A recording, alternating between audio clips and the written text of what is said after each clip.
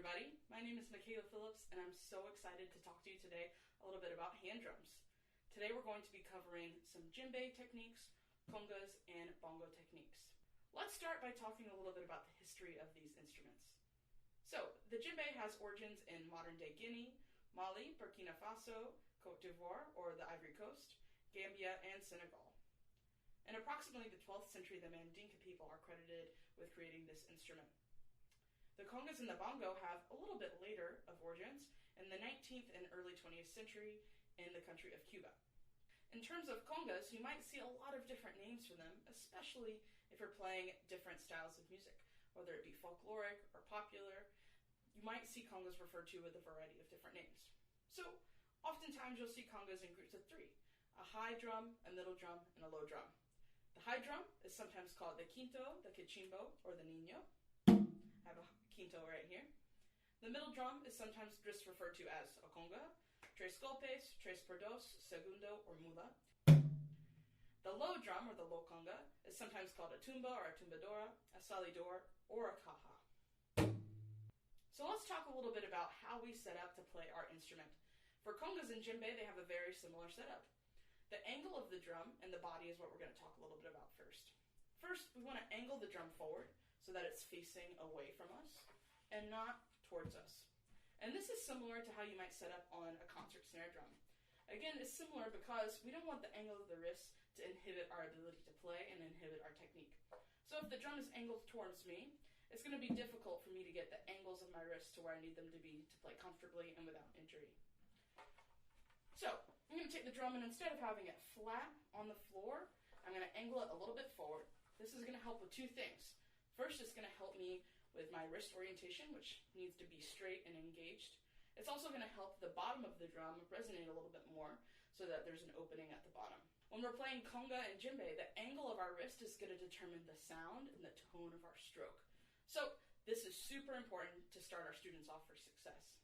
This might be similar to how you set up your embouchure on your wind instruments or your bow hold on your string instruments. Another item that's incredibly important to instrument setup on both congas and djembe is the height of the seat that you're sitting on. If you're able to, find an adjustable height seat, and this is going to create more opportunity for you to get the perfect fit for your students or yourself. So right now I'm sitting on a drum set stool, which is nice because I can change the height. I can go up and down until I find the perfect spot. Obviously, this is going to be different for every single person because everyone's body is a little bit different. What we want to go for is to have separation between the chest cavity and the elbow here, so we have some space and we're not too scrunched up or too far away, so just nice and relaxed. And then also, we want to be able to put our wrists and our arms on the drum without having to over-pronate the shoulders or without there being a bend in the wrists. We want to have a straight setup with a straight line going from our middle finger all the way to the tip of our elbow. Once you find your height, a little low for me, then we have a really nice setup, so we're set up for success and to start with our first tones. For the bongo, the angle of the drum and the setup of the body is very different. The bongos are going to be held between the legs, with the high head, or the macho, being held up against the left leg, and the low head, or the himbra, being held against the right leg. The seat height generally needs to be much lower in order to play comfortably. The strokes are going to be with smaller portions of the hand than with the conga and djembe strokes that we're going to learn momentarily. Here's a quick example of what these strokes might look like on the bongo. While this video is too short to explore these modified techniques in depth, this quick example shows that the playing technique and approach to this smaller instrument varies greatly from the congas and the djembe.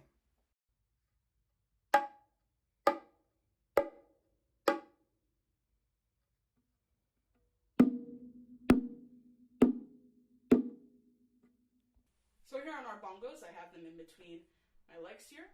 And for all of these strokes, instead of using my whole hand on the head, I'm going to use a smaller portion of my hand and move the hands back so we get a smaller playing zone on our hands. And that'll get us a more characteristic sound.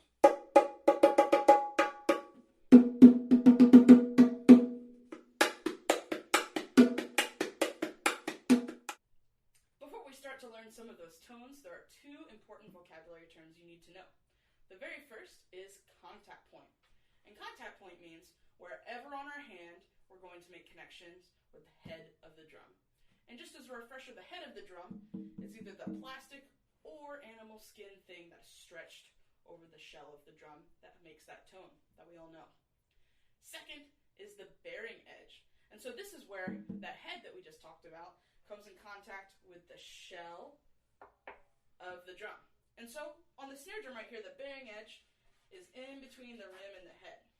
For my conga here, we don't have a rim that's up, but it's further down. We have a hoop, and our bearing edge is right here.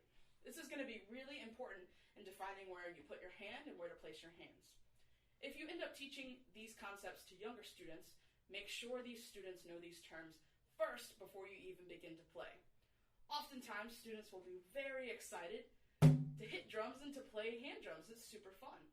But as you might have found out if you've ever tried to sit in and play congas or djembes before, it might hurt your hands if you don't know what you're doing. So make sure your students know these terms so you can teach them appropriately. So next, let's go through the essential tones: the open tone, muffled tone, slap tone, and bass tone. Today we're going to start with the open tone. This might be similar to starting with long tones on your wind or brass students.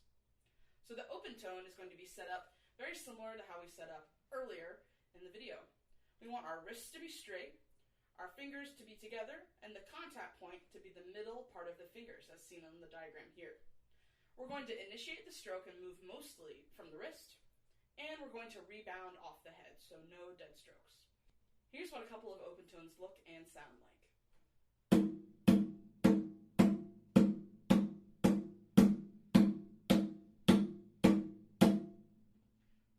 Notice that I need to lift the non-playing hand off of the drum to let the drum resonate.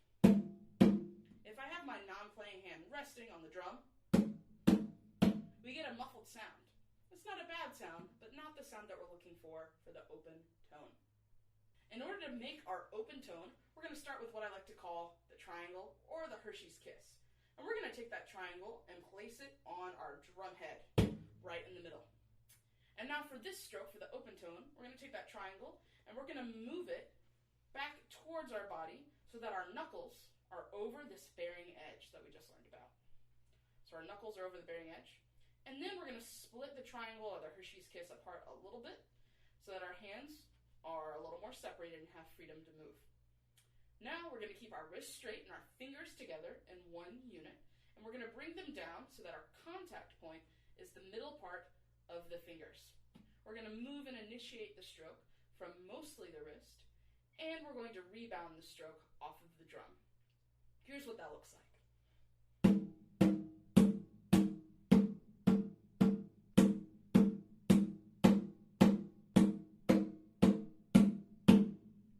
Now, if you're struggling to keep your wrist straight, you might get a sound that sounds a little bit higher and might be inconsistent. I'm going to move my wrist down, and I'll let you hear what that sounds like. If you hear that higher pitch sound, then that means that you don't have the straight wrist implementation that we talked about earlier. So again, to get that open, resonant tone, we want our wrists to be straight and initiate that stroke from the wrist. Next, we're going to cover the muffled stroke. There are a couple of different terms for this stroke. Muffle is the one, or muff is the one that I use the most often. You might hear muted stroke or other terms as well. So, most of the technique here is going to be exactly the same. We can find our triangle, bring it down on the drum, move our knuckles over the bearing edge, and keep our fingers together as a unit. The only thing that's going to change here is that we're going to have no rebound. And so, for instance, our non-playing hand can just chill where it is. And that's because the sound that we're going for is muffled or closed instead of open and resonant that we just learned about. So the muffled tone looks and sounds like this.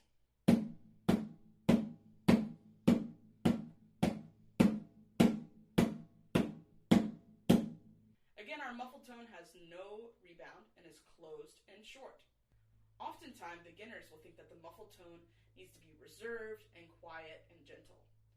However, most of the time when the muffled tone is used in Afro-Cuban music, it's going to be strong and often leading us into some sort of release or accent. So, when you're playing your muffled tones, think about, instead of lightly touching the drum and being gentle, think about using a higher velocity or speed and accelerating as you go towards the head. So let's hear what some of those accelerated, strong muffled tones sound like.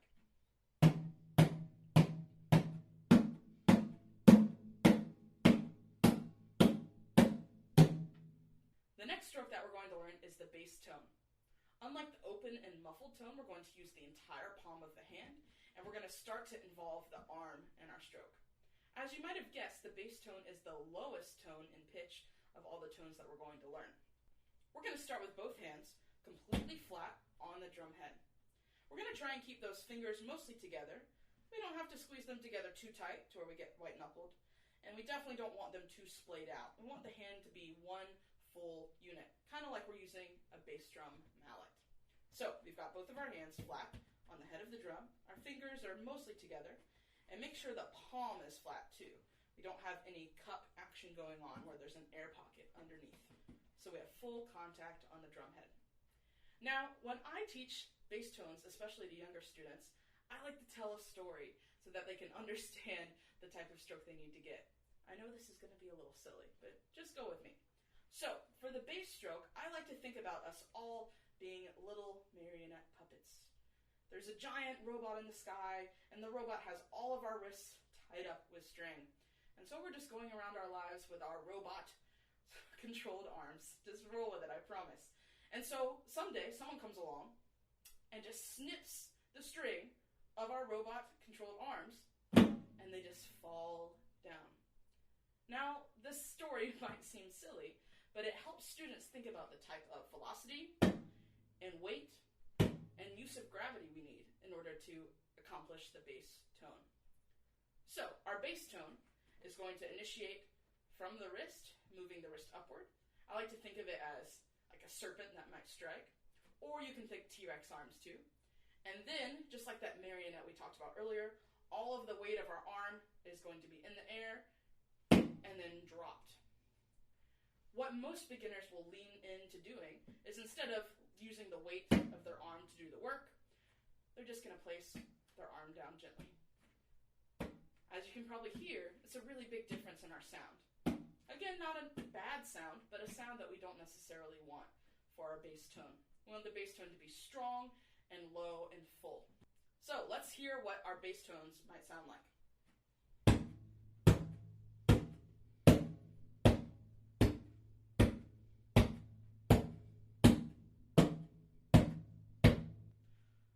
So notice that I'm using all of the weight of my arm, and even though this is my highest drum here, I can still get a low, grounded sound with our bass tone.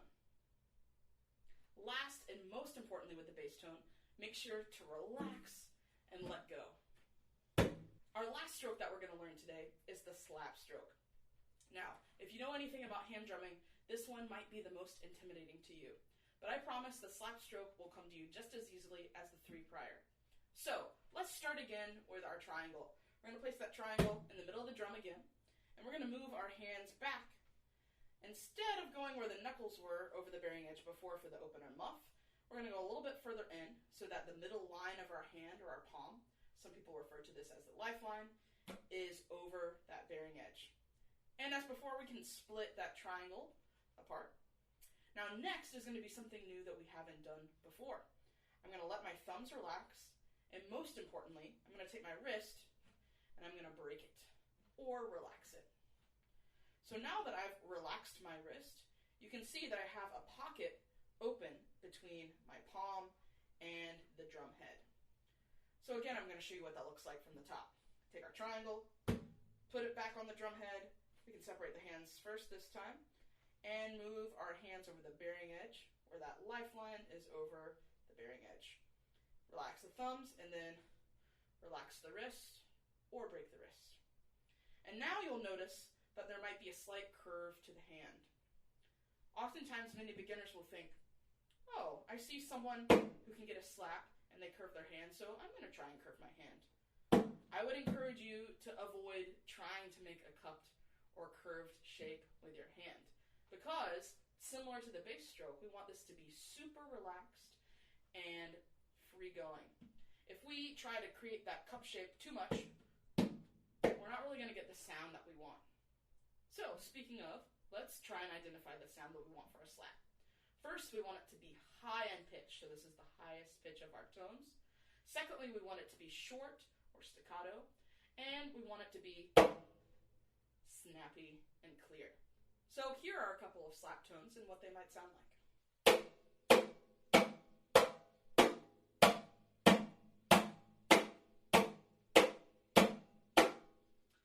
Notice that now my wrists are bent and relaxed. My fingers are naturally curved instead of artificially curved. The middle of my palm or my lifeline is over that bearing edge. And the contact point, the most important thing, is going to be the finger pads. Notice I didn't say the tips of the fingers, but the pads themselves. Right? So if you were going to get your fingerprints taken, it might be that area of the finger and not the tip. When I teach this concept to younger students, I often refer to the Spider-Man crawl, how Spider-Man might crawl up a building. That same area of the finger is going to be our contact point for our slap tone. So again, our finger pads are going to be coming in contact with the head. And oftentimes, I like to think of the slap as a mousetrap. It's coming down fast and accelerating, and then resting on the head. Notice that we're not rebounding any of these strokes. Our fingers are resting on the head. Now, this is the common technique for congas. However, if you switch to djembe, it's characteristic to have those slaps rebound off of the drum. Those are often referred to as open slaps. So here's my djembe, and notice how my setup is very similar to my conga. However, I have my legs crossed around the body of the drum at the bottom. That might look like this. So let's check in with our djembe and see how similar or different those tones are. First, our open tone is going to be very similar.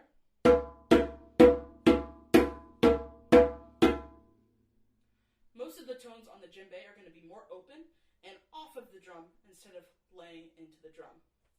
Next, our slaps, which on djembe are going to be all open most of the time. Our slaps on djembe look and sound something like this. Next, our bass tones are going to rebound off the drum instead of laying into the drum like they do on congas.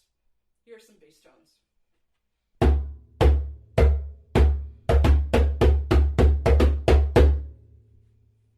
Here's a player's view of how these strokes might look on the djembe, starting with the open tone, then slap, bass, and muffle.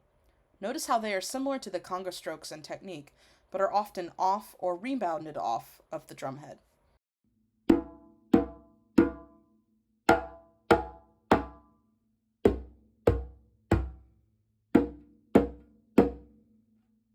Sometimes on congas, if we have a lot of slaps in a row, especially at a high speed, we might have to change them from close to open.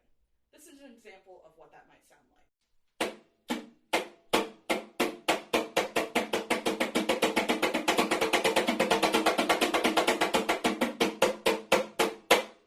So as I got faster, I had to open those slaps up because it became not so idiomatic to play those slaps closed at a fast speed.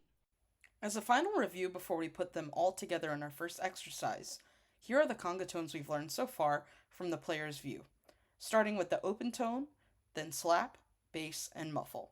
Pay close attention to how the contact points and playing areas shift from stroke to stroke.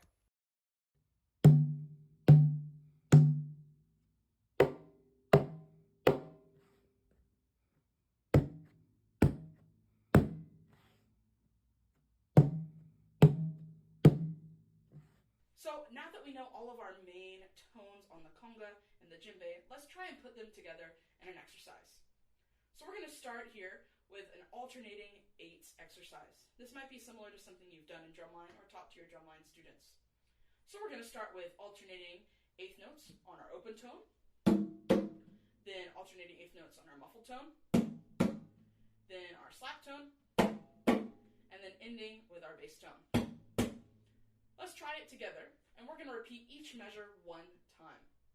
Here we go. Opens, muffled, slaps, and then ending on our basses. Let's try it together. 1, 2, and 1, and 2, and here we go. To the muffle.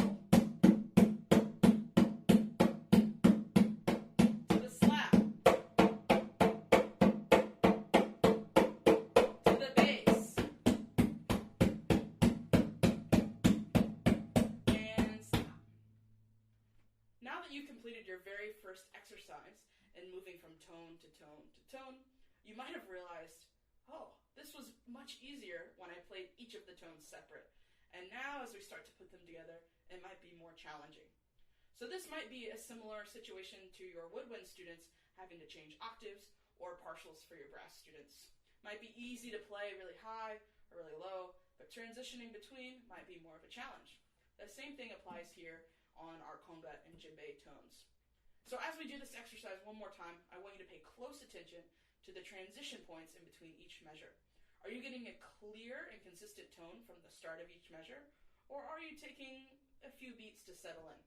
It's okay if you are, but keep your ears tuned in on your tones and see if you can make that transition a little more seamless this time. Let's do our alternating eights exercise one final time here. 1, 2, and 1, 2. Here we go. Muffled. Slab. Bass. And stop. Nice job. So now that we feel a little bit more comfortable with our 4 main tones on our conga and djembe, let's go into some of our extended and combination strokes. So the first and most common stroke that you might hear referred to is the heel-toe stroke. This is what a heel toe looks like. Sometimes you might see it in common patterns on congas, like the tune bow.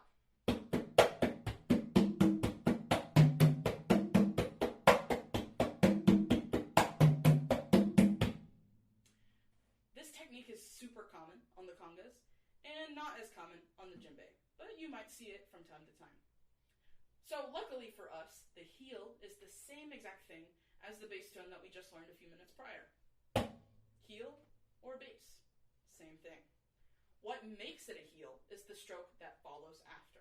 So we're going to complete our bass tone, and then in order to make it into a heel and transition to our toe, we're going to pretend that someone has super glued our wrist down to the head of the drum. We're going to lift it from there. You can even wave, say hi, Mom. And then we're going to bring our toe or our fingers down with velocity onto the drum head. Try that a few times on your own and see if you can get a strong sound from your toe. So our toe stroke is where we move our palm and fingers down as a full unit. Let's try a couple of heel toes together. Both hands are double stops, and we're going to go heel, toe, heel, toe. Let's try 8 of those together. Nice and slow. 1, 2, and here we go. Heel, toe, heel, toe, heel, toe, heel, toe, heel, toe. Nicely done. So, on the concert snare drum, for instance, if I play a double stroke, or 2 strokes with one hand, as I do those 2 strokes together, and I speed up my tempo,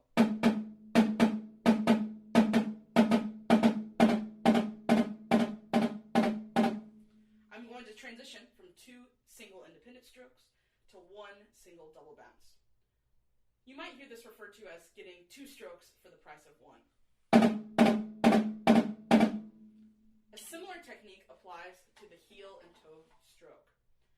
As we start slow, notice how the heel and toe are 2 separate movements.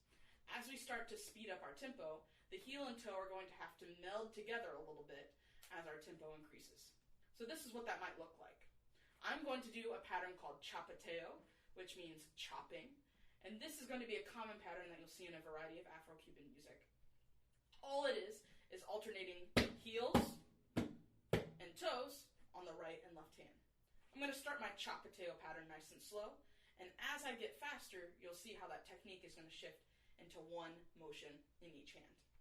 Here's the chapateo.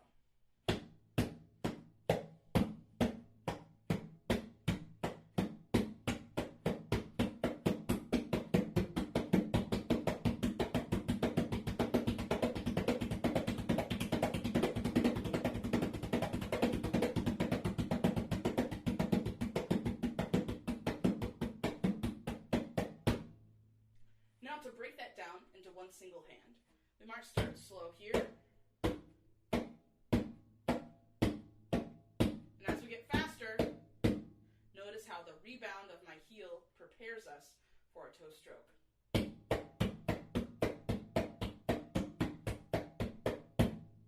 This is going to be an essential concept to master if you'd like to play patterns like tumbao at a faster speed. Here's a player's perspective of the heel-toe stroke on the congas.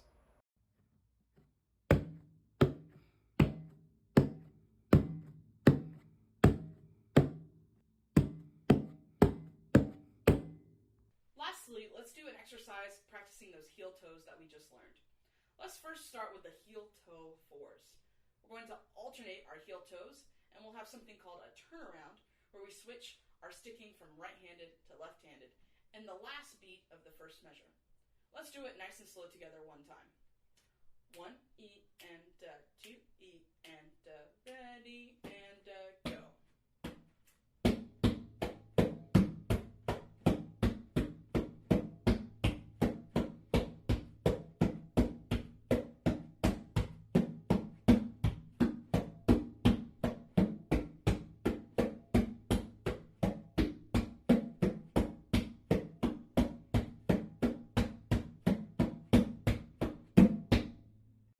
Thank you so much for joining me to learn more about the basic tones on the conga, djembe, and bongo.